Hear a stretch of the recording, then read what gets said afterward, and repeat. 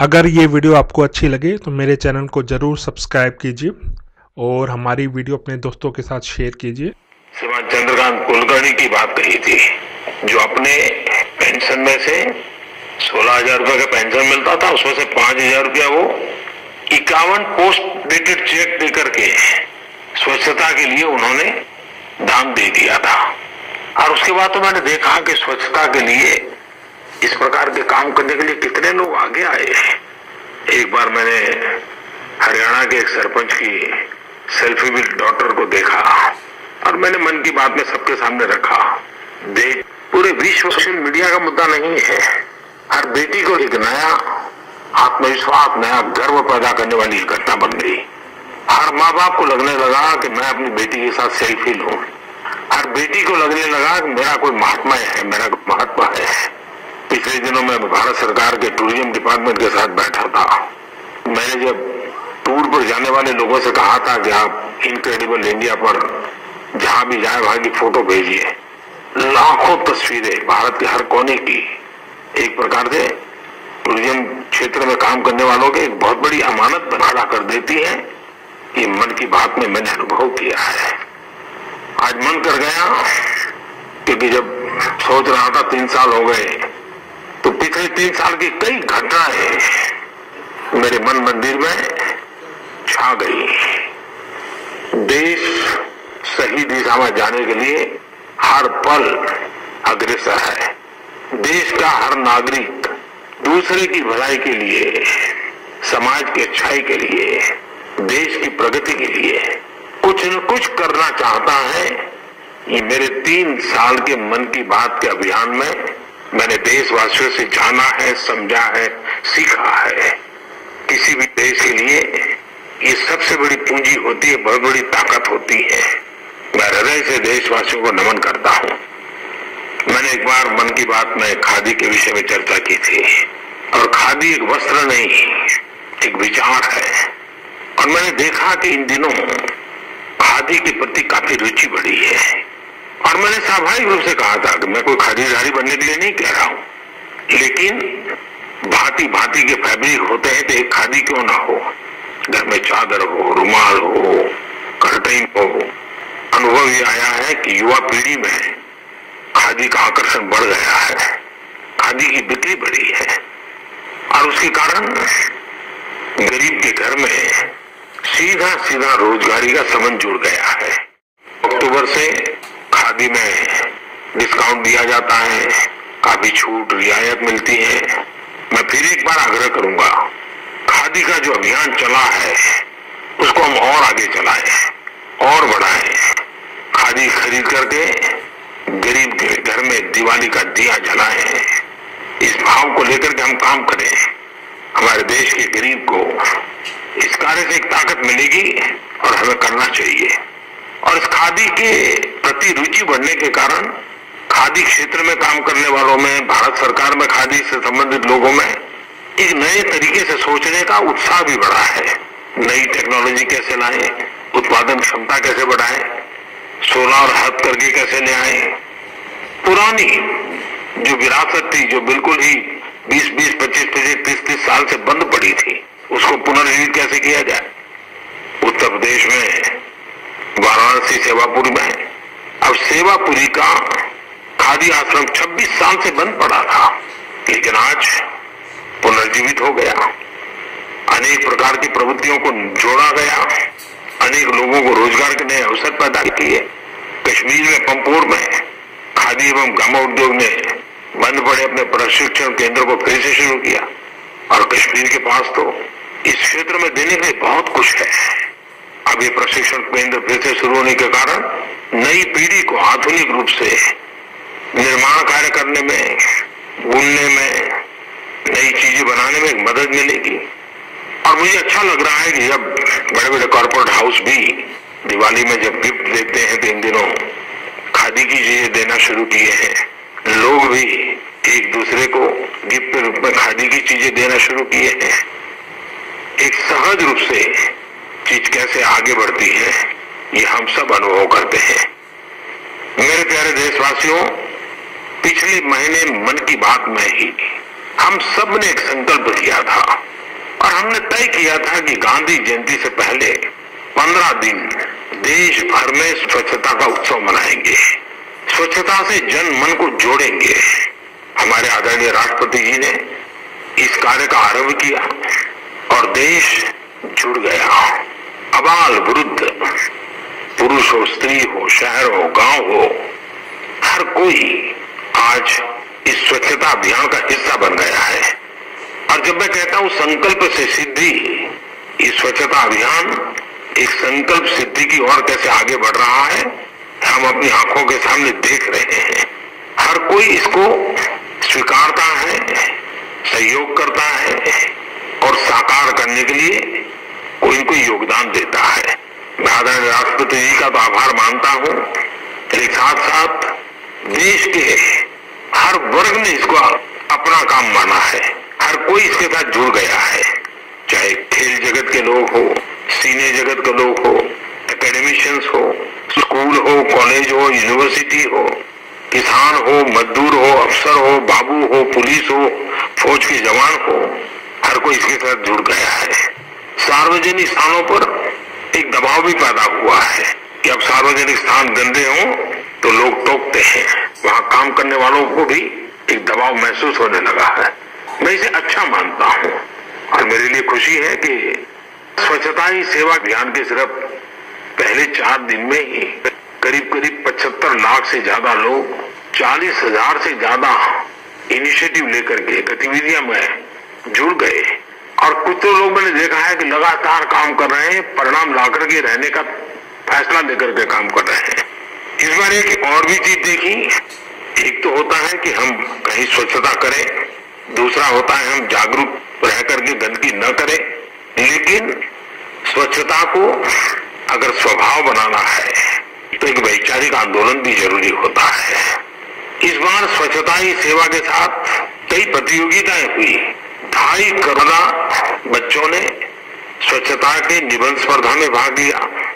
हजारों बच्चों ने पेंटिंग्स बनाए, अपनी अपनी कल्पना से स्वच्छता को लेकर के चित्र बनाए।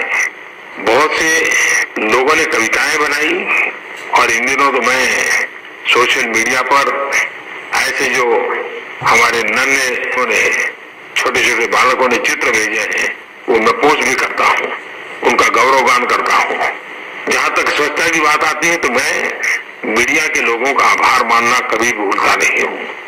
इस आंदोलन को उन्होंने बहुत पवित्रता पूर्वक आगे बढ़ाया है, अपने अपने तरीके से वे जुड़ गए हैं और एक सकारात्मक वातावरण बनाने में उन्होंने बहुत बड़ा योगदान दिया है। और आज भी वो अपने अपने तरीके से स्वच्छता के आंदोलन का नेतृत्व कर रहे हैं। हमारा देश का इलेक्ट्रॉनिक मीडिया, हमारे देश का प्रिंट मीडिया देश की कितनी बड़ी सेवा कर सकता है, इस स्वच्छता ही सेवा आंदोलन में हम देख पाते हैं। अभी कुछ दिन पहले मुझे किसी ने ध्यान आकर्षित किया श्रीनगर के 18 साल के नौजवान बिलाल डार के संबंध में। और आपको जानकर के खुशी होगी कि श्रीनगर नगर निगम ने बिलाल डार को स्वच्छता के लिए अपना ब्रांड एम्बेसडर बनाया है। और जब ब्रांड एम्बेसडर की बात आती है तो आपको लगता होगा कि शायद वो सिने कलाकार होगा, शायद वो खेल जगत का हीरो होगा। जी नहीं, बिलाल डार स्वयं 12-13 साल की अपनी उम्र से पिछले 5-6 साल से स्वच्छता में लग गया है। एशिया के सबसे बड़ा झील श्रीनगर के पास, वहां प्लास्टिक हो, पॉलीथीन हो, यूज बॉटल हो, कूड़ा कचरा हो, बस वो साफ करता रहता है। उसमें से कुछ कमाई भी कर लेता है क्योंकि उसके पिताजी की बहुत छोटी आयु में कैंसर में मृत्यु हो गई। लेकिन उसने अपना जीवन आजीविका के साथ साथ स्वच्छता के साथ जोड़ दिया। एक अनुमान है कि बिलाल ने सालाना 12,000 किलो से ज्यादा कूड़ा कचरा साफ किया है। श्रीनगर नगर निगम को भी मैं बधाई देता हूँ कि स्वच्छता के प्रति इस पहल के लिए और एम्बेसडर के लिए उनकी इस कल्पना के लिए, क्योंकि श्रीनगर एक टूरिस्ट डेस्टिनेशन है। पूरा हिंदुस्तान का हर नागरिक श्रीनगर जाने का मन करता है उसका, और वहां सफाई को इतना बल मिले ये अपने आप में बहुत बड़ी बात है। और मुझे खुशी है कि उन्होंने बिलाल को सिर्फ ब्रांड एम्बेसडर बनाया था नहीं, सफाई करने वाला बिलाल उसको निगम ने इस बार गाड़ी दी है, यूनिफॉर्म दिया है और वो अन्य इलाकों में भी जाकर के लोगों को स्वच्छता के लिए शिक्षित करता है, प्रेरित करता है और परिणाम लाने तक पीछे लगा रहता है। बिलाल डार आयु छोटी है लेकिन स्वच्छ रखने वाले हर किसी के लिए प्रेरणा का कारण है। मैं बिलाल डार को बहुत बधाई देता हूँ। मेरे प्यारे देशवासियों, इस बात को हमें स्वीकार करना होगा कि भावी इतिहास की कोख में जन्म लेता है और जब इतिहास की बात आती है तो महापुरुष, ये अक्टूबर महीना हमारे इतने सारे महापुरुषों को स्मरण करने का महीना है। महात्मा गांधी से लेकर के सरदार पटेल तक इसी अक्टूबर में इतने महापुरुष हमारे सामने हैं कि जिन्होंने 20वीं सदी और 21वीं सदी के लिए हम लोगों को दिशा दी, हमारा नेतृत्व किया, हमारा मार्गदर्शन किया और देश के लिए उन्होंने बहुत कष्ट झेले। 2 अक्टूबर को महात्मा गांधी और लाल बहादुर शास्त्री जी की जन्म जयंती है, तो 11 अक्टूबर को जयप्रकाश नारायण और नानाजी देशमुख की जन्म जयंती है और 25 सितंबर पंडित दीनदयाल उपाध्याय की जन्म जयंती है। नानाजी और दीनदयाल जी की तो ये शताब्दी का भी वर्ष है। और इन सभी महापुरुषों का एक केंद्र बिंदु क्या था? एक बात कॉमन थी और वो देश के लिए जीना, देश के लिए कुछ करना और मात्र उपदेश नहीं, अपने जीवन के द्वारा करके दिखाना। गांधी जी, जयप्रकाश जी, दीनदयाल जी ये ऐसे महापुरुष हैं जो सत्ता के गलियारों से कोसों दूर रहे लेकिन जनजीवन के साथ पल पल जीते रहे, जूझते रहे और सर्वजन हिताय सर्वजन सुखाय कुछ न कुछ करते रहे। नानाजी देशमुख राजनीतिक जीवन को छोड़ करके ग्रामोदय में लग गए थे और जब आज उनका शताब्दी वर्ष मनाते हैं तो उनके ग्रामोदय के काम के प्रति आदर होना बहुत स्वाभाविक है। भारत के पूर्व राष्ट्रपति श्रीमान अब्दुल कलाम जी जब नौजवानों से बात करते थे तो हमेशा नानाजी देशमुख की ग्रामीण विकास की बातें किया करते थे, बड़े आदर से उल्लेख करते थे और वो स्वयं भी नानाजी के इस काम को देखने के लिए गांव में गए थे। दीनदयाल उपाध्याय जी जैसे महात्मा गांधी समाज के आखिरी छोर में बैठे हुए इंसान की बात करते थे, दीनदयाल जी भी समाज के आखिरी छोर पर बैठे हुए गरीब, पीड़ित, शोषित, वंचित की और उसके जीवन में बदलाव की शिक्षा के द्वारा, रोजगार के द्वारा किस प्रकार से बदलाव लाया जाए इसकी चर्चा करते थे। इन सभी महापुरुषों को स्मरण करना ये उनके प्रति उपकार नहीं है, ये इन महापुरुषों का स्मरण इसलिए करते हैं कि हमें आगे का रास्ता मिलता रहे, आगे की दिशा मिलती रहे। अगले मन की बात में मैं जरूर सरदार वल्लभ भाई पटेल के विषय में कहूंगा, लेकिन 31 अक्टूबर पूरे देश में रन फॉर यूनिटी, एक भारत श्रेष्ठ भारत, देश के हर शहर में, हर नगर में बहुत बड़ी मात्रा में रन फॉर यूनिटी के कार्यक्रम होने चाहिए।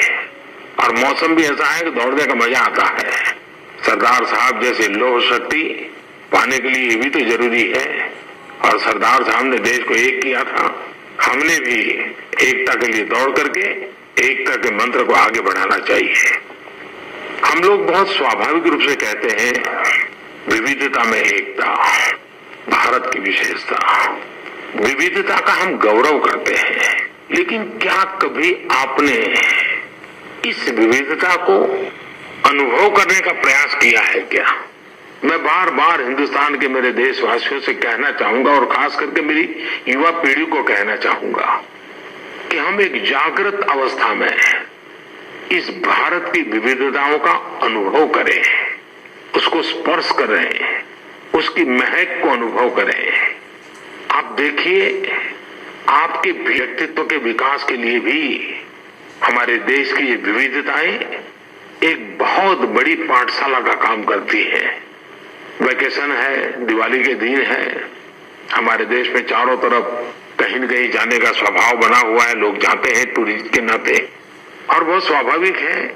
लेकिन कभी कभी चिंता होती है कि हम अपने देश को तो देखते नहीं है, देश की विविधताओं को जानते नहीं, समझते नहीं, लेकिन चकाचौंध के प्रभाव में आकर के विदेशों में ही टूर करना पसंद करना शुरू किए हैं। अब दुनिया में जाएं, मुझे कोई इतराज नहीं है, लेकिन कभी अपने घर को भी तो देखें। उत्तर भारत के व्यक्ति को पता नहीं होगा कि दक्षिण भारत में क्या है, पश्चिम भारत के व्यक्ति को पता नहीं होगा कि पूर्व भारत में क्या है।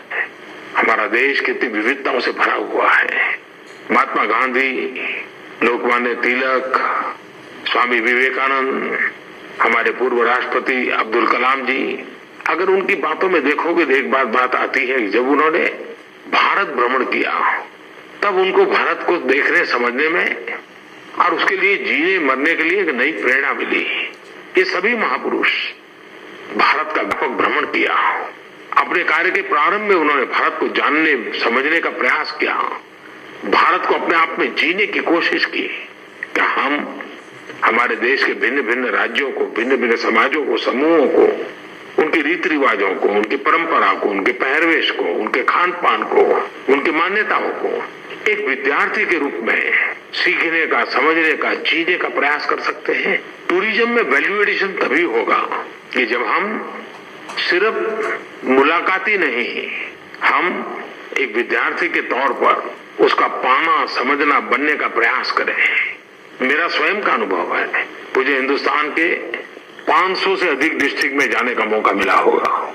450 से अधिक डिस्ट्रिक्ट तो ऐसे होंगे जहां मुझे रात्रि मुकाम का अवसर मिला है। और आज जब मैं भारत में इस दायित्व को संभालता हूं तो मेरे उस भ्रमण का अनुभव मुझे बहुत काम आता है। चीजों को समझने में मुझे बहुत सुविधा मिलती है। आपसे भी मेरा आग्रह है कि आप इस विशाल भारत को विविधता में एकता सिर्फ नारा नहीं, हमारी अपार शक्ति का ये भंडार है, इसको अनुभव कीजिए। एक भारत श्रेष्ठ भारत का सपना इसमें निहित है। खान पान की कितनी वैरायटी है, तो पूरे जीवन भर हर दिन एक एक नई वैरायटी कर खाते रहे तो भी क्या रिपीटिशन नहीं होगा। अब ये हमारे टूरिज्म की एक बड़ी ताकत है। मैं आग्रह करूंगा कि इस छुट्टियों में आप सिर्फ घर के बाहर जाएं ऐसा नहीं, चेंज के लिए निकल पड़े ऐसा नहीं, कुछ जानने समझने पाने के इरादे से निकलिए। भारत को अपने भीतर आत्मसात कीजिए, कोटि कोटि जनों की विविधताओं को भीतर आत्मसात कीजिए। इन अनुभवों से आपका जीवन समृद्ध हो जाएगा, आपकी सोच का दायरा विशाल हो जाएगा। और अनुभव से बड़ा शिक्षक कौन होता है? सामान्य तौर पर अक्टूबर से मार्च तक का समय पर्यटन का रहता है, लोग जाते हैं। मुझे विश्वास है कि इस बार भी अगर आप जाएंगे तो मेरे उस अभियान को और आगे बढ़ाएंगे। आप जहां भी जाए अपने अनुभव शेयर कीजिए, तस्वीरों को शेयर कीजिए। हैशटैग इनक्रेडिबल इंडिया, इस पर आप फोटो जरूर भेजिए। वहां के लोगों से मिलना हो जाए तो उनकी भी तस्वीर भेजिए, सिर्फ इमारतों की नहीं, सिर्फ प्राकृतिक सौंदर्य की नहीं, वहां के जनजीवन की कुछ बातें लिखिए, आपकी यात्रा के अच्छे निबंध लिखिए, माईगॉव पर भेजिए, नरेंद्र मोदी ऐप पर भेजिए। मेरे मन में एक विचार आता है कि हम भारत के टूरिज्म को बढ़ावा देने के लिए क्या आप अपने राज्य के 7 उत्तम से उत्तम टूरिस्ट डेस्टिनेशन क्या हो सकते हैं? हर हिंदुस्तानी को आपके राज्य के उन 7 चीजों के विषय में जानना चाहिए। हो सके तो उन 7 स्थानों पर जाना चाहिए। आप उसके विषय में कोई जानकारी दे सकते हैं क्या? नरेंद्र मोदी ऐप पर उसको रख सकते हैं क्या? हैशटैग इनक्रेडिबल इंडिया पर रख सकते हैं क्या? आप देखिए, एक राज्य के सब लोग ऐसा बताएंगे तो मैं सरकार में कहूंगा कि वो उसको स्क्रूटिनी करे और कॉमन कौन सी 7 चीजें हर राज्य से आई है उस पर वो प्रचार साहित्य तैयार करे। यानी एक प्रकार से जनता के अभिप्रायों से टूरिस्ट डेस्टिनेशन का बढ़ावा करो। उसी प्रकार से आपने जो चीजें देखी है देश भर में, उसमें से 7 आपको जो अच्छे से अच्छी लगी है, आप चाहते हैं कि किसी न किसी ने उसको देखनी चाहिए, जाना चाहिए, उसके विषय में जानकारी पानी चाहिए, तो आप आपकी पसंद की 7 ऐसे स्थान का भी माईगॉव पर, नरेंद्र मोदी ऐप पर जरूर भेजिए। भारत सरकार उस पर काम करेगी। ऐसे उत्तम डेस्टिनेशन जो होंगे उसके लिए फिल्म बनाना, वीडियो बनाना, प्रचार साहित्य तैयार करना, उसको बढ़ावा देना, आपके द्वारा चुनी हुई चीजों को सरकार स्वीकार करेगी। आइए मेरे साथ जुड़िए। इस अक्टूबर का और से मार्च महीने तक का समय का उपयोग देश के टूरिज्म को बढ़ाने में आप भी एक बहुत बड़े कैटलिक एजेंट बन सकते हैं। मैं आपको निमंत्रण देता हूं। मेरे प्यारे देशवासियों, एक इंसान के नाते बहुत सी चीजें मुझे भी छू जाती हैं, मेरे दिल को आंदोलित कर जाती हैं, मेरे मन पर गहरा प्रभाव छोड़ जाती हैं। आखिर मैं भी तो आप ही की तरह के इंसान हूं। पिछले दिनों एक घटना है, शायद आपके भी ध्यान में आई होगी। महिला शक्ति और देशभक्ति की अनूठी मिसाल हमने देशवासियों ने देखी है। इंडियन आर्मी को लेफ्टिनेंट स्वाति और निधि के रूप में 2 वीरांगनाएं मिली है और वे असामान्य वीरांगनाएं हैं।